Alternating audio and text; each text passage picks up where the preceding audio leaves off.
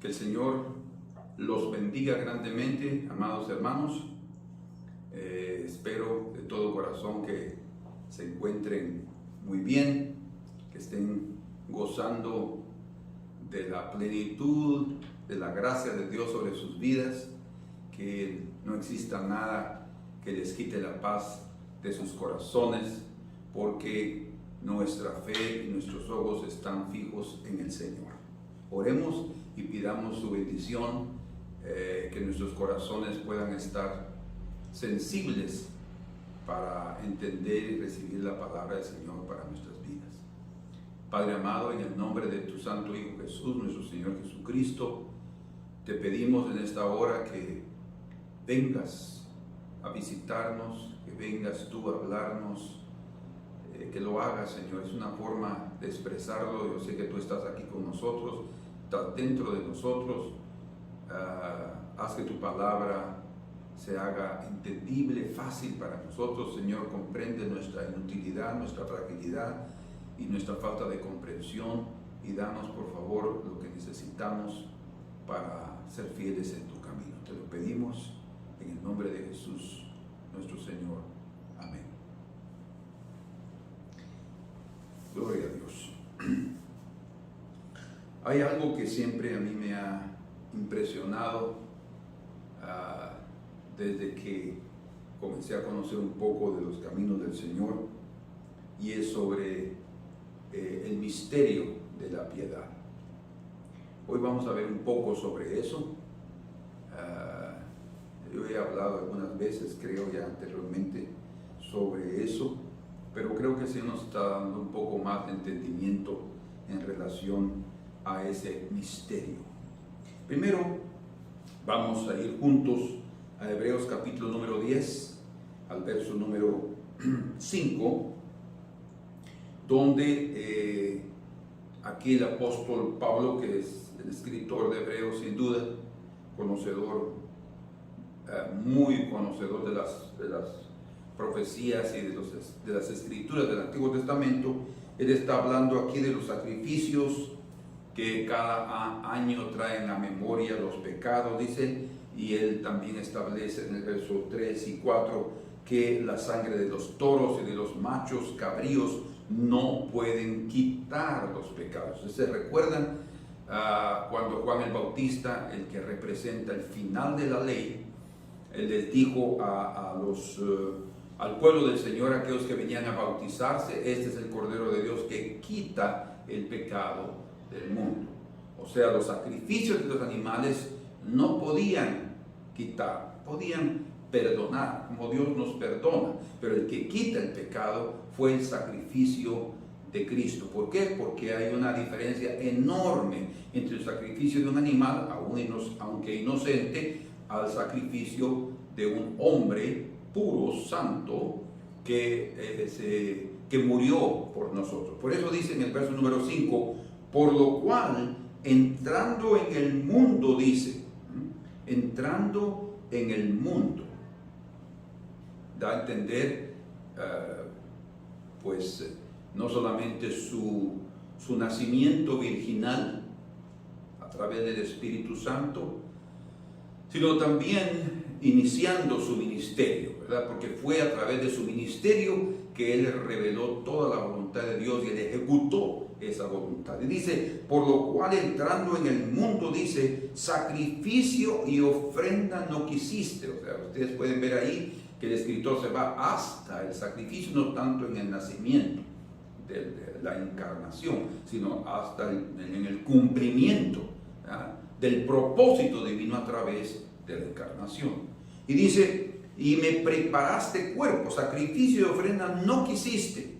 O sea, de aquellos del Antiguo Testamento, a pesar de que el Señor los estableció, deja bien clara la propia Escritura en el capítulo número 10, que todo eso era sombra.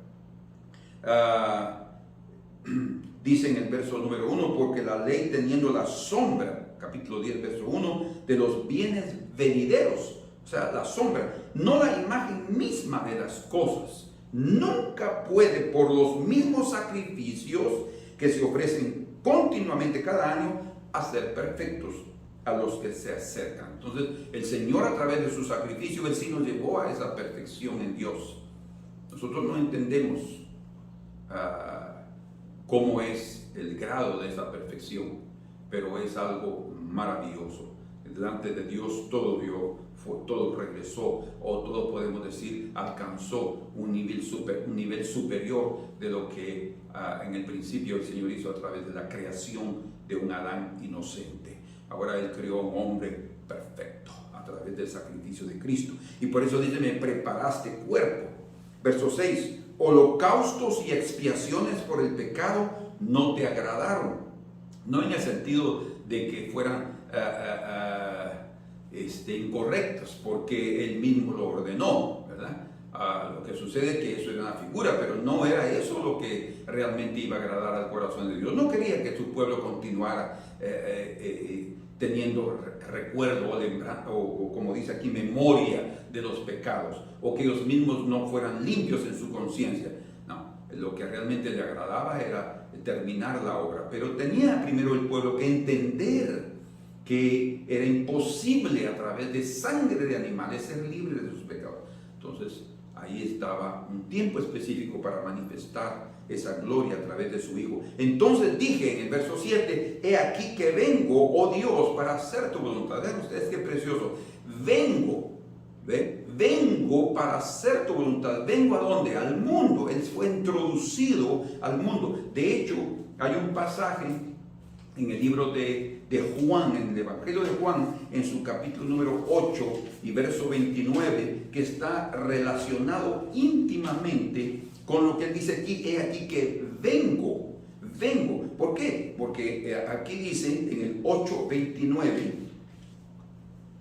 de Juan, el Evangelio de Juan, porque el que me envió, o sea, porque vengo, él vino a esa tierra porque alguien lo envió. Eso significa que hubo una planificación, ¿verdad? Es el plan de salvación, el hecho de que en la divinidad se planeó todo, se preparó, ¿verdad? Hubo un método creado para poder salvar al ser humano. Entonces, por eso es que hay alguien que envía y hay alguien que es enviado. Entonces en hebreo nos dice aquí que vengo, ¿verdad? Para hacer tu voluntad, como en el libro del libro, como en el rollo del libro está escrito de mí, diciendo primero, sacrificio y ofrenda y holocaustos y expiaciones por el pecado no quisiste, ni te agradaron, las cuales cosas se ofrecen según la ley. Y diciendo luego, he aquí que vengo, oh Dios, para hacer tu voluntad, quítalo primero para establecer lo último, o sea, la ofrenda voluntaria y perfecta a través del cuerpo de nuestro Señor Jesucristo. Y dice en el final del verso 10, al final de nuestra lectura, en esa voluntad somos santificados mediante la ofrenda del cuerpo de Jesucristo, hecha una vez para siempre. En cuanto los sacrificios eran hechos constantemente para el perdón de los pecados, el sacrificio del cuerpo de Cristo fue hecho una sola vez. ¿Por qué? Porque era un sacrificio perfecto, un sacrificio único, aceptable delante del Padre. Entonces aquí también dice en esa voluntad. ¿Por qué? Porque como vimos, como estamos viendo aquí en Juan 8:29, porque Él me envió. Alguien lo envió, alguien fue enviado. Eso implica una planificación. Y dice, conmigo está, el que me envió conmigo está, no me ha dejado solo el Padre, porque yo hago siempre lo que le agrada. Entonces aquí vemos las dos cosas importantes que Hebreos está diciendo. Primero, una planificación, hubo un plan de salvación, y segundo, hubo alguien que tenía que ejecutar ese plan. Pero es obvio que ambos lo ejecutaran, podemos decir así, la obra del Padre, porque Él dice aquí, el Padre conmigo está, no me ha dejado solo. Implica un acompañamiento de esa obra, de esa misión, y el poder del Espíritu Santo estaba no solamente desde la concepción, sino a través de la manifestación del poder a través de su ministerio. Todo estaba ahí moviéndose de tal manera que la obra estaba siendo hecha. Entonces, en primer lugar, hubo una planificación que iba a revelarse en un tiempo específico, de la historia de la humanidad. Y segundo, un ejecutor que voluntariamente vino para cumplir obedientemente esa voluntad. Estaba muy bien acompañado. O sea, dentro de esa planificación había entonces un propósito divino, que era salvar al hombre, y también una obediencia total. ¿Por qué? Porque no se podía ejecutar esa obra sin una obediencia total del que fue enviado. Entonces, todo lo que Jesús vino a hacer a esta tierra vino con un propósito: salvar a la humanidad de su pecado, todo porque Él nos amó. Por eso dice también, ¿verdad?, Juan 3:16, de tal manera. Es magnificar el amor de Dios, de tal manera, digámoslo así, infinitamente nos amó Dios, que Dios envió al mundo, aquí está, para que a través de su Hijo, para que Él muriera por nosotros. De tal manera amó Dios al mundo que envió a su Hijo, para que todo aquel que en Él cree no se pierda, mas tenga la vida eterna. Entonces ese es el plan: salvarnos de nuestra condición vil de pecadores y llevarnos al seno de su Padre, al seno de su amor. Entonces, esto es sin duda una evidencia maravillosa que revela su fidelidad para con aquellos que Él crió. O sea, ¿por qué fidelidad? Evidencia de su fidelidad. Porque a pesar de que Dios creó al hombre y el hombre cayó a pecado, el Señor no lo abandonó en su condición. Él siempre vemos en toda la Escritura cómo Él cuidó a Adán, cómo Él se reveló a los hombres del Antiguo Testamento a pesar de ser pecadores. ¿Por qué? Porque Dios no nos abandona. Él nos iba a sacar de nuestra condición, no solo de pecadores en esta tierra, sino del castigo eterno a través de la obra de Cristo Jesús en esta tierra. Pero cuando leemos Hebreos 10, del verso 5 al 10, no podemos dejar a un lado de dónde fue inspirada esa palabra. Y cuando Pablo escribió esto en Hebreos, él estaba refiriéndose al Salmo 40. ¿Van conmigo ahí? El Salmo 40, el verso 6 al 8. Dice: sacrificio y ofrenda no te agrada. ¿Se dan cuenta? O sea, lo que él escribió aquí es el Salmo 40. Esta es una experiencia de David, pero que obviamente a través de él, como un profeta también de Dios, Dios habló a través de mis labios, el Espíritu Santo, dice David. Él no solamente fue rey, fue también profeta, fue un guerrero de Dios, fue un cantor, él reveló mucho de lo que era el carácter de Cristo Jesús. Sacrificio de ofrenda no te agrada, has abierto mis oídos. Noten algo aquí diferente. Dice sacrificio de ofrenda no quisiste, y aquí dice en Hebreos, mas me preparaste cuerpo. Y aquí dice en el Salmo, has abierto mis oídos. Bueno, ¿qué tiene que ver eso?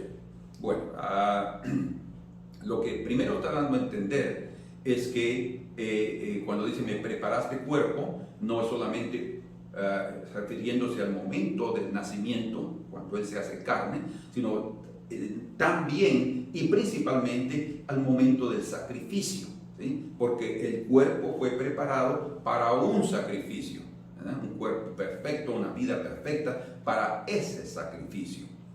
Sin embargo, como el Señor mismo dice, yo vine para hacer tu voluntad, pero para hacer la voluntad de Dios es necesaria la obediencia, ¿sí? Y para la obediencia, aquí es donde cae el hecho de has abierto mis oídos, ¿verdad? Como dice también en el libro en el profeta Isaías 50, hablando de Jesús, dice: todas las mañanas me acerqué yo a ti y tú abriste mis oídos, dice. O sea, está diciendo que él tenía un corazón abierto a oír la palabra de Dios todas las mañanas y a cumplir sus propósitos. Es como dice aquí, como en el rollo del libro está escrito de mí. Esa parte ahí está dando a entender como que ya estaba profetizado lo que él haría, pero también en otras versiones se traduce aquí, porque tu ley está en mi corazón. O sea, no solamente está escrito de mí, sino que la ley está en mí y yo, o sea, la ley es parte de Dios mismo y Él solamente está cumpliendo lo que de sí mismo se ha dicho. Impresionante, ¿verdad? Pero aquí dice, has abierto mis oídos. O sea, no es únicamente alguien que sabe oír de Dios, sino también alguien que obedece, como encontramos en el libro de Éxodo capítulo 21, hablando sobre el esclavo hebreo que trabajaba 6 años.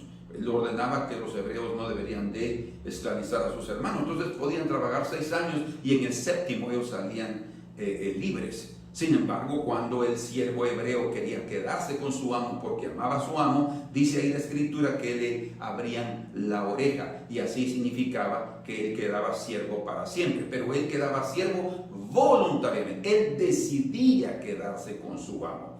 Y en ese sentido es lo que da a entender que abre el oído, pero no en el sentido solamente de una señal de esclavitud, sino está hablando de una voluntad rendida, porque él dice, él decide quedarse con su amo. Y eso es lo que manifiesta Cristo Jesús. De hecho, en Filipenses capítulo 2, versos 5 al 11, cuando está hablando del despojamiento, en el griego es la palabra kenosis, ¿verdad? En el despojamiento o en el esvaciarse de la gloria de Cristo para hacerse humano, ahí dice, y estando en la condición de hombre, se hizo siervo. Qué precioso, ¿eh? O sea, la palabra griega ahí se hizo esclavo, no en el sentido propiamente de ser un esclavo humano, sino de lo que nos dice Hebreos. Él voluntariamente dejó que el Padre abriera sus oídos para decirles, Padre, yo vine aquí para hacer tu voluntad. O sea, le prepararon un cuerpo para hacer la voluntad del Padre, que era el sacrificio por sus hijos. Bendito sea el nombre del Señor. Bueno, entonces aquí, después de esta pequeña introducción, vemos que el Señor recibió un cuerpo. Y aquí entonces entramos a la pregunta, y muy importante, ¿es posible que Dios, que crió al hombre, pongan atención, es posible que Dios, el Creador, el que crió al hombre, podría él mismo tomar forma humana? La respuesta inmediata es sí. Porque no hay nada imposible para Dios, ¿verdad? El propio ángel le dijo a Zacarías cuando preguntó, pero mi mujer ya es estéril, estamos viejos. No hay nada imposible para Dios. Y también María entendió, nada es imposible para Dios. Cuando los discípulos preguntaron, entonces, ¿quién podrá ser salvo? Cuando el Señor les habló sobre la avaricia del hombre, el amor al dinero y de los ricos que no podían entrar. Y entonces, ¿quién entonces podrá ser salvo? Dijeron ellos, para Dios todo es posible. O sea, hasta el acto mismo de la salvación es un milagro, pero es posible sí a través del poder de Dios, porque para Él no hay nada imposible. Entonces, si el Creador creó al hombre, también es posible que Dios mismo se manifieste en carne. Ahora, algo que sí tiene que quedar bien claro es que eso es un misterio. ¿Por qué? ¿Qué es un misterio? Es algo que está escondido, algo que está encubierto. O sea que nosotros no lo podemos entender claramente. Por eso se llama aquí en Primera de Timoteo, vamos juntos ahí por favor, a Primera de Timoteo capítulo número 3 y verso 16. E indiscutiblemente, o sea, sin lugar a dudas, sin ninguna opción para discusión, e indiscutiblemente grande es el misterio de la piedad. O sea, fue revelado, pero hasta el día de hoy sigue siendo un misterio. Porque para algunos, o podemos decir mejor dicho, para todos, nos es difícil comprender con esa mente finita cómo es que Él hizo todo eso, ¿verdad? Hasta para algunos es difícil entender a su cabalidad cómo fue que realmente María concibió. ¿Fue a través de su vientre? ¿Fue a través de su propio óvulo? ¿O fue porque Dios hizo todo y no tomó en cuenta a María, solo utilizó su vientre? Existe una gama de dudas en relación a eso, pero es por la falta de entendimiento nuestro. Pero Dios definitivamente, cuando él habló que de la simiente de la mujer se levantaría, ¿verdad? La simiente de la mujer destruiría, Génesis 3:15, a la simiente de la serpiente. Entonces, cuando está hablando de la simiente de la mujer, entonces ahí fue concebido en el vientre de María y ella dio a luz a alguien que era llamado su hijo, ¿verdad? Jesús era hijo de María. Si solo hubiera sido un vientre de alquiler, entonces no era su hijo. En fin, no voy a caer más en detalles en relación a este aspecto, porque no queremos caer a cuestiones que pueden ser especulaciones, ya que la Biblia realmente también no nos deja totalmente claro eso en esos textos que hablan sobre el asunto. Pero algo que sí tenemos que tener bien claro es que Dios se hizo carne, un humano 100%, ¿verdad? Por eso es que el nombre completo de nuestro Jesús es nuestro Señor Jesucristo. Señor, que habla de su autoridad, Jesús, que habla de su humanidad, y Cristo, que habla de la divinidad. Dios hecho carne, ¿verdad? Entonces aquí dice, indiscutiblemente grande es el misterio de la piedad. ¿Cuál es el misterio de la piedad? Aquí se nos dan estas cosas. Dios fue manifestado en carne.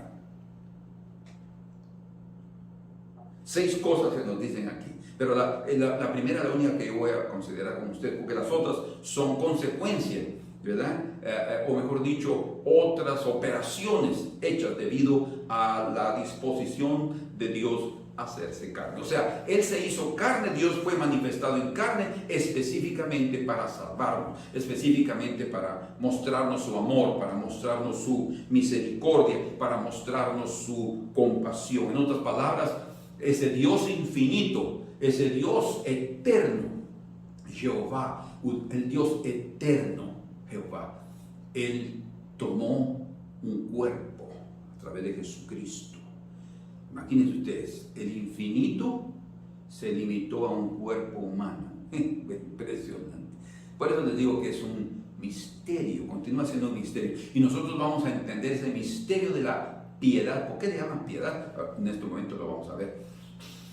Porque lo vamos a entender hasta en el cielo, ¿verdad? ¿Cómo es que todo eso sucedió? Y de veras nos postraremos. Por eso es que vemos a los ancianos en el libro de Apocalipsis postrándose y colocando sus coronas delante del Cordero, ¿verdad? Porque entienden ahora, lean los cielos claramente, lo que Él hizo por nosotros, cómo Él derramó su sangre, cómo dio su vida y lo que Él dejó, la gloria que Él dejó para poder venir aquí a esta tierra a identificarse con nosotros, ¿verdad? En nuestro más bajo estado de pecado. Entonces Dios se limitó físicamente en un cuerpo, sin embargo, Él tomó un cuerpo en santidad, o sea, un cuerpo sin pecado. Ese cuerpo no tenía la influencia de Adán, o sea, de la naturaleza pecaminosa de Adán. Como nosotros leemos en Romanos 5:12, que el pecado entró en el mundo por un hombre, Adán, y por el pecado la muerte. Entonces, no hubo la intervención de José para que María quedara embarazada, sino fue la intervención del Espíritu Santo. Y desde ese momento, la sombra del Altísimo, al haber cubierto a María, como le digo, la sombra del Altísimo vendrá sobre ti y te hará sombra. Por tanto, el poder, el santo, el ser que nacerá será llamado Santo de Dios, o sea, el Hijo de Dios. Porque hubo otra vez, el que hace engendrar, no engendrará. El que hace concebir, Él no concebirá. O sea, el Señor mismo dice eso en el libro de Isaías. Deja bien claro que todo lo que el hombre puede hacer, Él también lo puede hacer, porque Él crea las cosas, ¿verdad? Entonces Él también puede ser parte de todo eso, pero es un misterio la forma como Él lo hace. Como leemos en Isaías capítulo 45, en el verso número 15, hablando de ese misterio, dice ahí, verdaderamente, hablando de indiscutiblemente, ¿verdad? Isaías dice aquí, verdaderamente, tú eres Dios que te encubres, Dios de Israel que salva. O sea, el Dios que se encubre, pero también el Dios de Israel que salva. Qué interesante esta expresión de Isaías. ¿Por qué? Porque aquí la palabra que te encubres es la palabra hebrea saltar.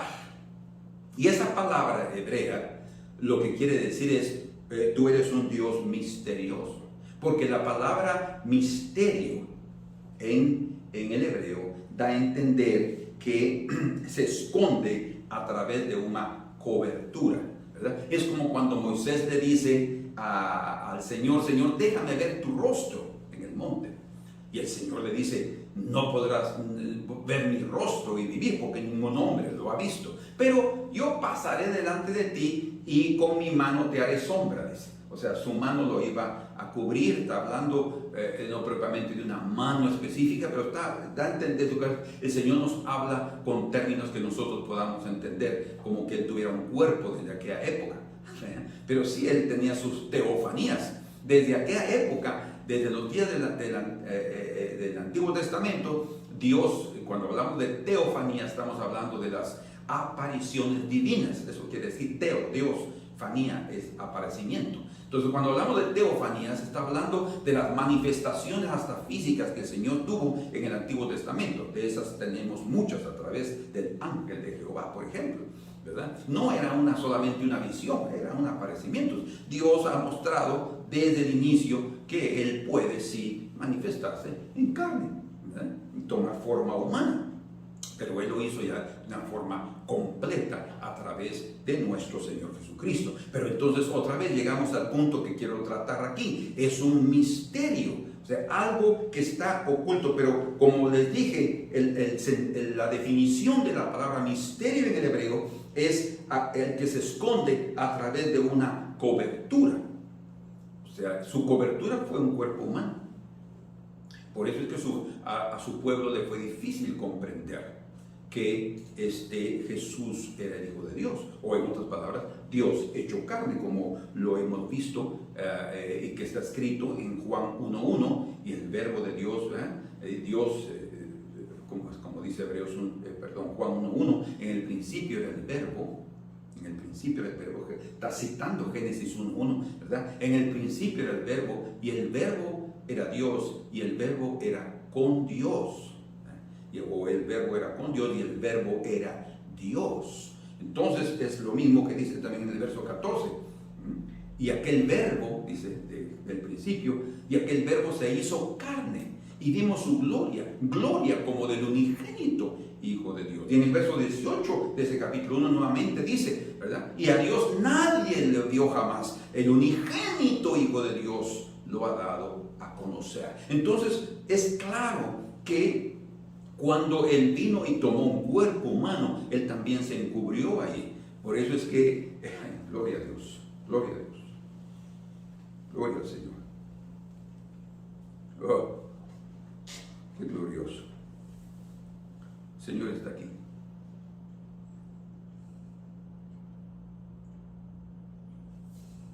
Parece que al Señor le gusta que hablemos de estas cosas.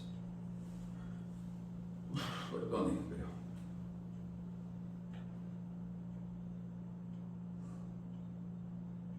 y cuando Él tomó ese cuerpo humano, imagínense que cuando Pedro está en la pesca milagrosa que es registrada en Lucas 5, y Él le dijo, vamos a mar adentro, Pedro. Señor, yo ya estuve pescando toda la noche y no pesqué nada. Vamos, lanza tu red. Bueno, después que ya la lavé, Señor, como dice mi esposa a veces cuando ya ha puesto un mantel nuevo en la mesa y derramamos un poco de café de comida y lo acabo de lavar después de tanto trabajo. Pero así sucedió con Pedro. Señor, y acabo de lavar las redes. No, vamos, pero vamos a echarlas. Y entonces Pedro en obediencia se fue y dice que cuando lanzó la red, dice que era una gran cantidad de peces que él había agarrado, y él le dijo, apártate de mí, Señor, porque soy un hombre pecador. Él vio la santidad en una manifestación milagrosa. Aquel Dios encubierto en su cuerpo estaba se revelando a Pedro a través de una palabra de autoridad, a través de un hombre que fue obediente y que en su fragilidad y en su bajeza él pudo ver la gloria de Dios. Por eso es que más adelante también, a pesar de lo que Pedro era, independientemente de su carácter, de su temperamento, cuando él les dijo, y lo estaban dejando los discípulos de oír, cuando oían su palabra poderosa y de autoridad, pero que confrontaba a los judíos, entonces dice que muchos judíos lo abandonaron y el Señor les dijo, ¿ustedes quieren irse también? Y Pedro dice, Señor, ¿a quién iremos? Solamente tú tienes palabras de vida eterna. Entonces Pedro comprendió, él vio la gloria de Dios. Judas no la vio. Judas no la vio. Él pudo haber captado algo, pero no lo consiguió ver. Pero por la dureza de su corazón, por su pecado, por la codicia, hay gente que vive en este mundo involucrada plenamente en sus cosas, no puede ver esa gloria divina. Nosotros necesitamos abandonar, dejar nuestros pensamientos ya de las cosas de esta vida y concentrarnos en la gloria del Eterno. Oh, ¿quién podrá ver esa gloria? Aquellos que tengan un corazón suave, frágil, quebrantado, que puedan creer en lo que Dios ha hecho, en el misterio, y dice el misterio de la piedad. No, en el hebreo yo les dije que quiere decir la palabra sautar, misterio, aquel que se esconde a través de una cobertura. En el griego es la palabra misterio, casi el mismo que en español, ¿verdad? Y ese misterio da la idea de cerrar la boca por el asombro, así. Eso es la idea que da en la palabra griega. ¿Por qué? Porque cuando por ser un misterio nos va a traer asombro, porque aún nos va a dejar ¿cómo se dice? En una falta de entendimiento. Va a ser asombroso. Nosotros no nos vamos a acreditar o a creer lo que estamos viendo, y eso es lo que realmente va a provocar. Entonces dice ahí la Escritura, evidentemente grande es el misterio de la piedad. Y cuando está diciendo de la piedad, está hablando de la divinidad, está hablando de la santidad de Dios.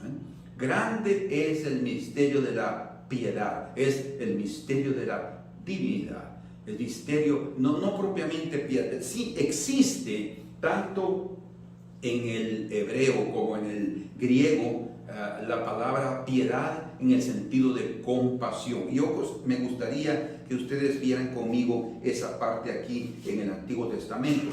En el Salmo, por ejemplo, en el Salmo 51,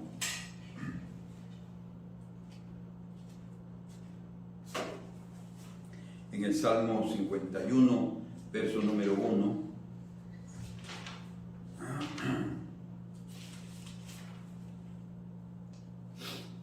aquí está, este salmo fue escrito por David, y fue escrito, dice, ustedes pueden leer ahí el título, cuando después que llegó a Betsabé y vino a él Natán el profeta. O sea, este salmo fue escrito cuando él se arrepintió de su pecado, ¿verdad? Pasó un tiempo, casi un año antes de eso, porque él, por la profecía aquí que nosotros leemos también en Primera de Samuel, perdón, en Segunda de Samuel, vemos que cuando la profecía es dada por Natán, él le dijo, y el niño que ha nacido morirá. Quiere decir que ya había nacido el niño cuando Natán va y le da la profecía de aquel hombre que robó aquella única ovejita. Entonces ahí cae en sí David, y él se arrepiente de corazón, y él dice aquí en el capítulo 51, entonces este salmo es un salmo de penitencia, es decir, un salmo de arrepentimiento, de un pedido profundo e intenso de perdón, y dice, ten piedad de mí, oh Dios, conforme a tu misericordia. Noten por favor aquí cómo está siendo usada la palabra piedad. Aquí dice, ten piedad, y nosotros la usamos mucho en español, tenga piedad de mí. tenga piedad. O sea, Dios, ten piedad de mí. ¿Qué significa entonces tener piedad? Que Dios tenga piedad de nosotros, que Él se compadezca de nosotros, ¿verdad? Que Él tenga misericordia de nosotros, que Él nos muestre su favor, que Él derrame de su gracia sobre nosotros. Entonces, eso es lo que está diciendo aquí David cuando él dice, ten piedad de mí, Señor, y por eso dice al final, conforme a tu misericordia, conforme a la multitud de tus piedades, borra mis rebeliones. O sea, la multitud de tus piedades, imagínense, piedades, ten piedad de mí, de tus piedades. Cuando hablamos de piedades aquí, está hablando de tus misericordias, ¿verdad? Aquí hay algo muy precioso, porque este es un ejemplo claro de cómo David está solicitando esa piedad debido a su pecado, ¿verdad? Entonces, Dios le da su perdón, Dios lo perdona. ¿Por qué? Porque Dios tiene, escuchen ahora, entrañas de misericordia. Entrañas de misericordia. Cuando un hombre se arrepiente de su pecado, Dios aquí en sus entrañas, nosotros salimos de sus entrañas, como una madre que da a luz a sus hijos. Por eso una mujer ama tanto, una madre ama tanto a sus hijos, porque salen de sus entrañas, ¿verdad? Entonces, cuando está hablando que Dios dice la Escritura de las entrañables misericordias, está hablando de las entrañables, hace referencia a las entrañas. Las entrañas son los intestinos, ¿verdad? Que es la base de la piedad y la base del amor, de los sentimientos de Dios. Entonces, su misericordia está en sus entrañas, digámoslo de esa manera.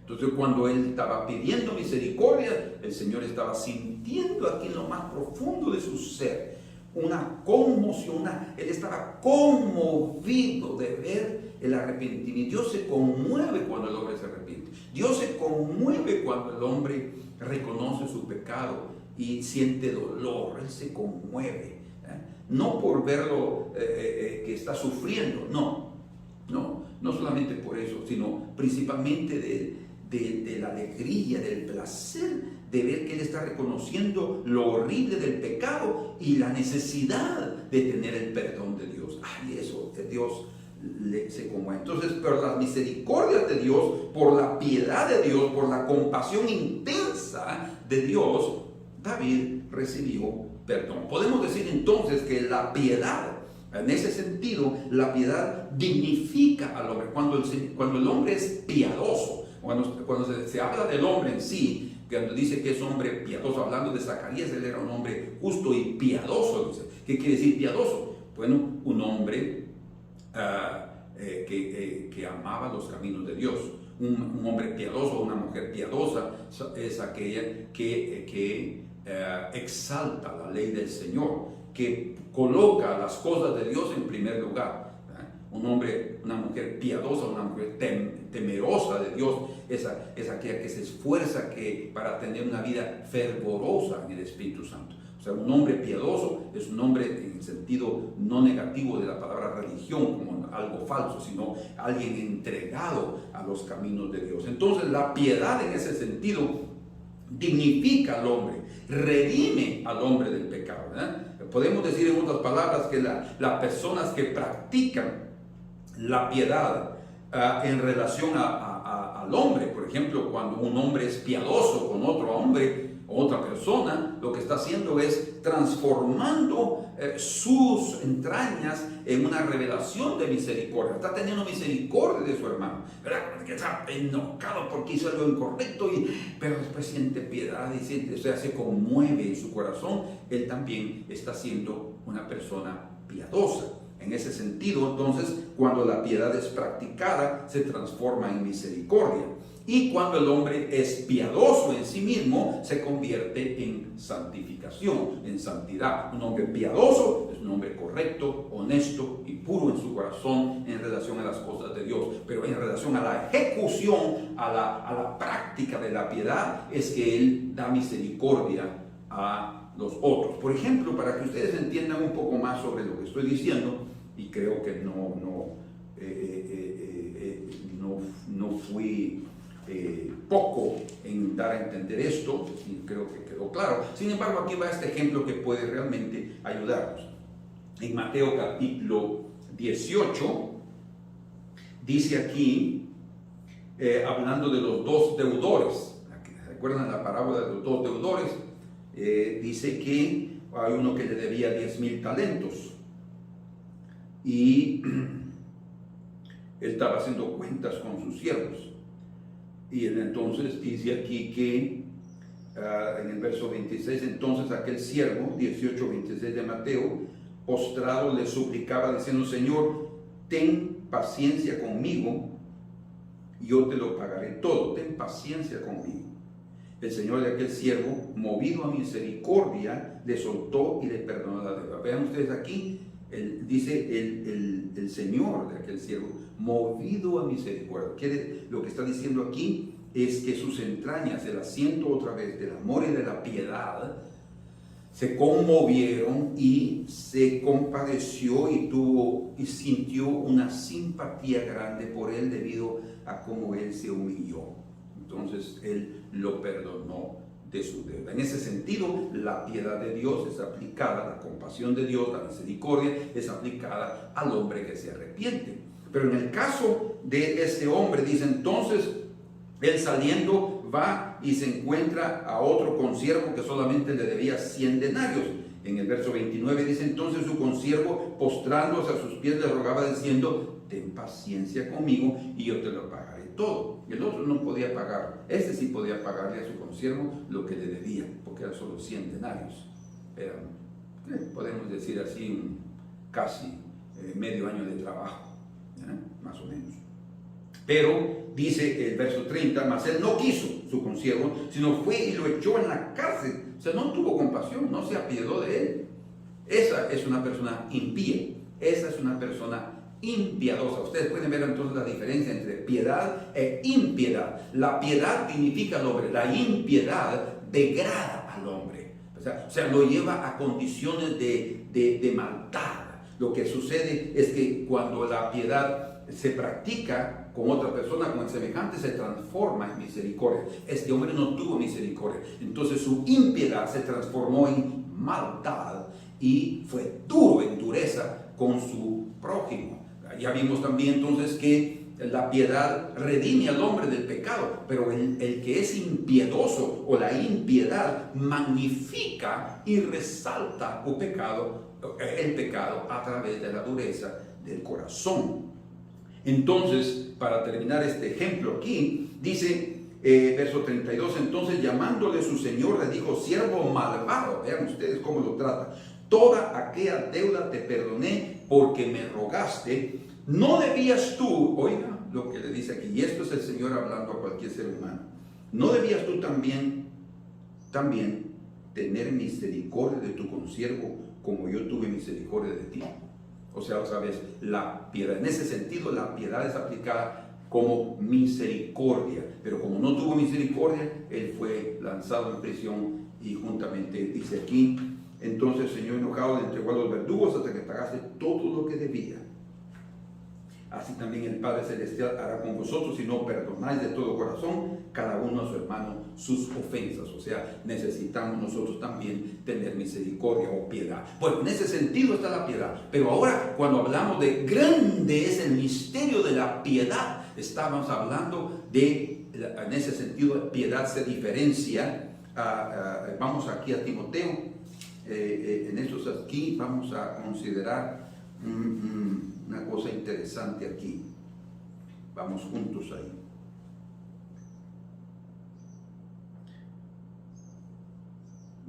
Primera Timoteo 1:9 dice: conociendo esto, que la ley no fue dada para el justo, sino para los transgresores y desobedientes, para los impíos. ¿Qué es un impío? Alguien que no es pío. Y pecadores, para los irreverentes y profanos, para los parricidas y matricidas, para los homicidas. Todo eso es un impío. Para los fornicarios, para los sodomitas, para los secuestradores, para los mentirosos y perjuros, y para cuanto se oponga a la santa doctrina. Aquí estamos considerando algo muy interesante. Hay una diferencia entre es la piedad aquí. ¿Cómo? Vamos a ver aquí.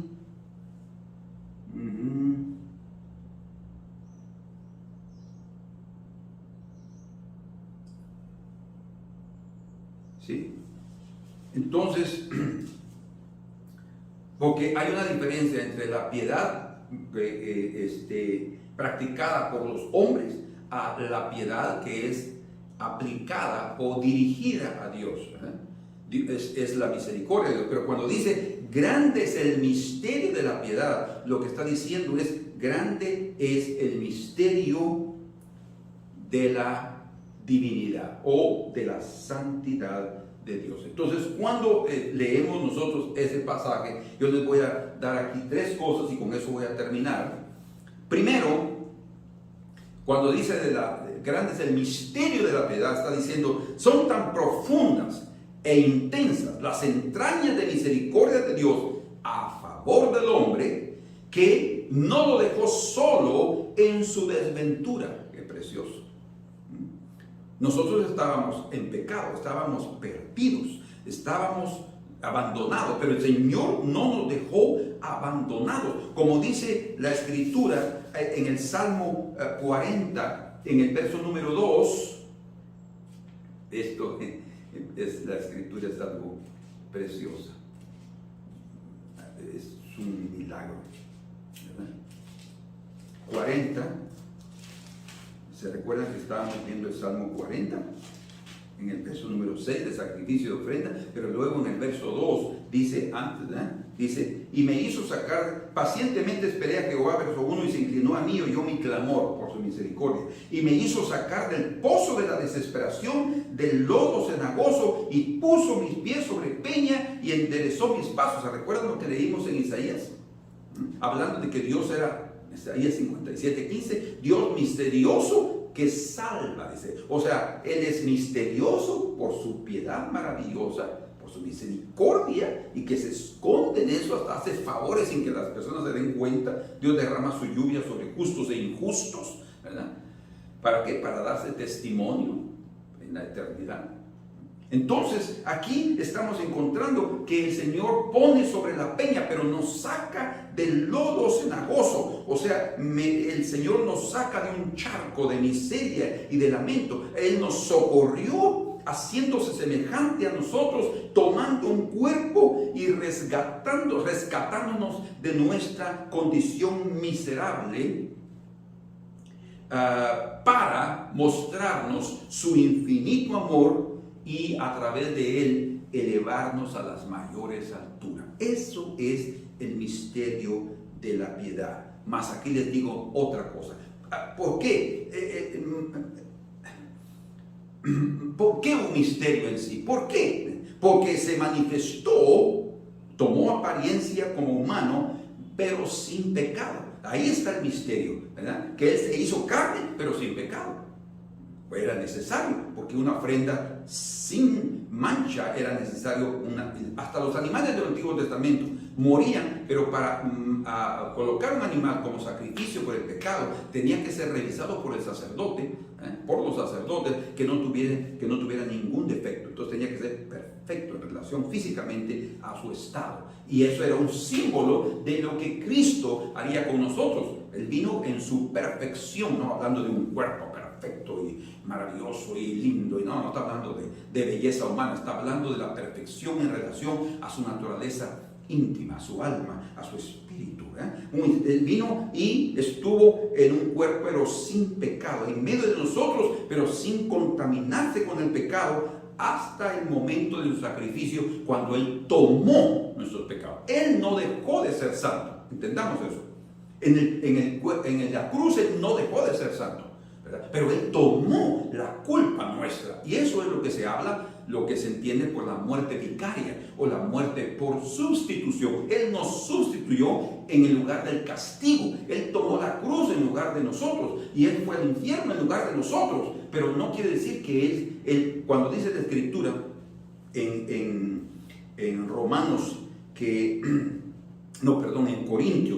en Corintios dice, 2 de Corintios 5:21, al que no conoció pecado, por nosotros fue hecho pecado. O sea, pero desde el principio deja bien claro, al que no conoció pecado, porque tal sumo sacerdote nos convenía, santo, puro, separado de los pecadores. O sea, él no cometió ningún tipo de pecado, ni en la cruz. Cuando dice porque aquel que no cometió pecado, por nosotros lo hizo pecado. O sea, en la cruz, Él tomó nuestro pecado. Él no cometió ningún pecado, pero se hizo pecado en el sentido de llevar la carga por nosotros. Es exactamente lo que el libro o el profeta Isaías, hablando del siervo del Señor, en Isaías 53 dice: ciertamente llevó Él nuestras enfermedades. Lo que Él sufrió en la cruz fue el castigo, como dice aquí, y sufrió nuestros dolores, y nosotros le tuvimos por azotado, por herido de Dios y abatido, mas Él herido fue por nuestras rebeliones, no por las de Él. Hay una diferencia enorme, ¿verdad?, en tomar el pecado, como la propia Escritura dice en Romanos. Pablo dice, puede hacer que hasta alguien pueda estar dispuesto a morir por un justo, dice, ¿verdad? Pero Cristo no murió por los justos, Él murió por todos los pecadores, pero el justo por los injustos. Y debido a su justicia, Él nos quitó la injusticia y nos dio su justicia. Dice, mas Él herido fue por nuestras rebeliones, molido por nuestros pecados, el castigo de nuestra paz fue sobre Él, y por su llaga fuimos nosotros curados. Todos nosotros nos descarriamos como ovejas, cada cual se apartó por su camino. Escuchen, mas Jehová cargó en Él el pecado de todos nosotros. Cuando dice se hizo pecado, es porque Dios cargó, el Padre cargó en Él el pecado de todos nosotros. Pero Él en sí mantuvo su santidad. O cuando Él fue al infierno, Él fue por nosotros, no por Él. Él continuaba siendo santo. ¡Ah, qué glorioso! Eso es un misterio. No fue contaminada su santidad, ¿verdad? Él como humano estaba llevando la carga de todos nosotros. Por eso es que en el tercer día, cuando el Padre lo llamó para resucitar, para que era el momento de resucitar, aquella luz que estaba en medio del infierno, que es un lugar de total tinieblas, pero total, es una oscuridad palpable. En ese momento, la luz brilló ahí, tan fuerte, pero tan fuerte, todos los seres que estaban ahí en el infierno quedaron ofuscados por la luz de su santidad. Ese cuerpo de pecado fue destruido, el cuerpo de pecado del hombre fue destruido a través del sacrificio de Cristo Jesús. Entonces, por eso es que es un misterio, ¿verdad? Porque en todos los aspectos de la manifestación de Cristo, esa piedad siempre se mantuvo, esa pureza siempre se mantuvo. Es un misterio porque la vida santa, pura, inmaculada y misericordiosa de Dios, que es su interior, se exteriorizó a través de un hombre.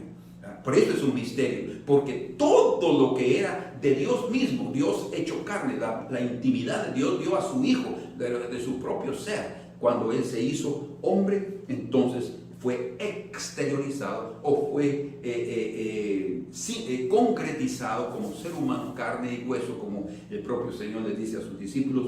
Entonces Él se hizo carne. Entonces, vamos a decirlo para terminar aquí de otra manera.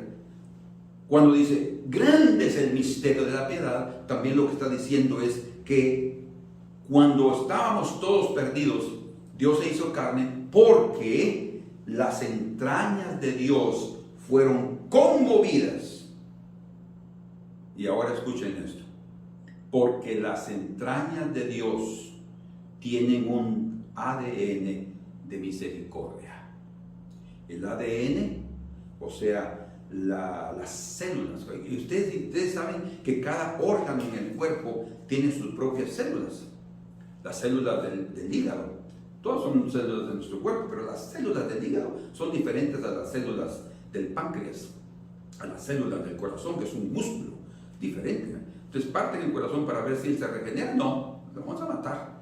El hígado sí pueden cortar una parte y él se puede regenerar. Impresionante. ¿Por qué? Porque sus células son diferentes. Las células de los intestinos son diferentes, porque ellas fueron creadas también, principalmente el intestino delgado, para poder extraer los nutrientes de los alimentos que nosotros colocamos. El intestino grueso es diferente. Las células han sido creadas para hacer un tubo para excretar, para sacar el desperdicio, lo que no es más alimento. Entonces, cada cuerpo tiene sus células. Las células, digámoslo así, de las entrañas de Dios tienen un ADN de misericordia.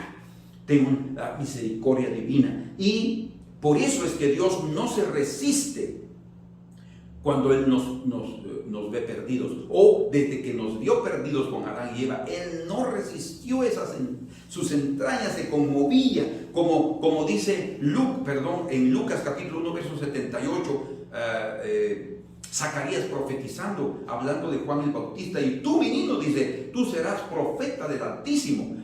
Y luego hablando del Mesías, de Cristo, dice: por las entrañas de misericordia de nuestro Dios, con cual el oriente de lo alto nos visitó. El sol del oriente de lo alto nos visitó. Él vino a visitarnos. ¿Pero por qué? Por las entrañas de misericordia. Dios se hizo carne porque no aguantó más. O sea, la intensidad de su piedad era tan grande que Él no nos pudo dejar en nuestra condición. Hermanos amados, no importa qué hemos estado viviendo, qué situaciones llegamos, Dios se conmueve en sus entrañas. ¿Por qué? Para que a través de esa manifestación de sus entrañas, por su santidad, porque es divinidad y santidad, la propia piedad de Dios, Él entonces nos rescata de nuestra vana manera de vivir. Y somos tirados, como David dijo, del charco de miseria, del lodo cenagoso. Queridos hermanos amados, Dios los bendiga y Dios les ha hecho entender algo. Y si algo no comprendieron, hagan sus preguntas, que con gusto trataremos de responder. Pero hermanos, ese es un gran misterio, el misterio de la piedad, la misericordia de Dios. Porque otra vez, piedad aquí en primera de Timoteo 3:16 es diferente a todas las demás palabras de piedad, porque como dice la Escritura, dice, porque hay algunos que utilizan la piedad como sistema de lucro, o sea, usan la piedad solo por apariencia, quieren mostrarse santos y religiosos, ¿verdad? Pero no son verdaderos. Esa piedad ahí está hablando de una falsa santidad, pero esta piedad aquí es la divinidad de Dios, Dios hecho carne. Grande es el misterio de la misericordia de Dios. Grande es el misterio a través del cual las entrañas de Dios se conmovieron y Él vino para identificarse con nosotros y rescatarnos de nuestra vana manera de vivir. El siguiente domingo vamos a ver juntos sobre el misterio de la leche. ¿Cómo es eso? Puede ayudarnos a comprender en parte ese misterio de la piedad. Padre amado, en el nombre de Jesús, te agradecemos por tu gran amor, por tu gran misericordia, por darnos fuerza, por darnos entendimiento, pero sobre todo por darnos tu presencia, Señor. A pesar de que esto pueda ser un poco difícil de entender, tú estás en este negocio, tú estás en este asunto. Tu presencia fue evidente, tu presencia es clara, tu presencia es poderosa y amamos ese sentir, Señor. Por favor, bendiga a mis hermanos, bendice sus vidas, bendice sus corazones y que también todos nosotros tengamos las mismas entrañas de misericordia que tú tienes en relación a nuestros semejantes. Amén. Que Dios los bendiga, un fuerte abrazo y nos vemos el próximo domingo.